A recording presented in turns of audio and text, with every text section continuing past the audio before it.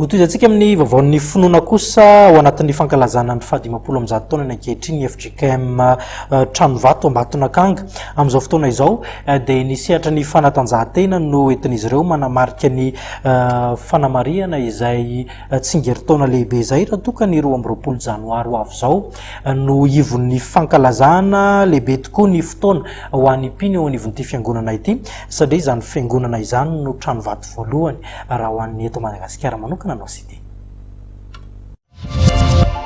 Ianareo no fanasiny tany izay no faneva no safidiny fiangonana ao anatin'izao fankalazana izao ary fifaninanana basket à 3 ping-pong sy tir à 3 points no ifaninanana ao anatin'izany ary izarana amboara.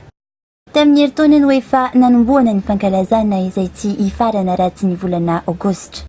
Ankoatran'izao bily fa 50 taona ety fiangonana manantantara ity dia eo ihany koa ny fahatsiarovana ny 20 taona ny nandefonana ny martiora Rasalama.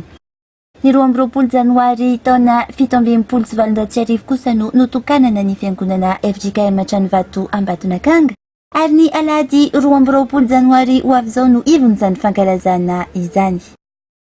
FJKM Tranovato Ambatonakanga izay anankiray amin'ireo voalohany amin'ny tsangam-bato ny martiora teto Madagasikara.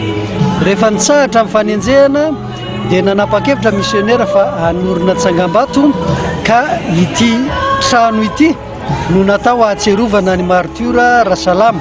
Tsy fotoana Ambatonakanga irery ity fa fotoana antsika mpino kristianina rehetrarehetra manerana Madagasikara. Ho fitohizan'ny fankalazana dia mpitondra fanjakana fiangonana rava mpitondra fanjakana sy fiarovana.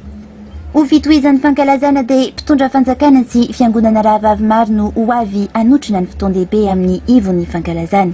Anisan'ireo antenaina anotrina ny fotoana ihany koa ny filohan'ny FFKM.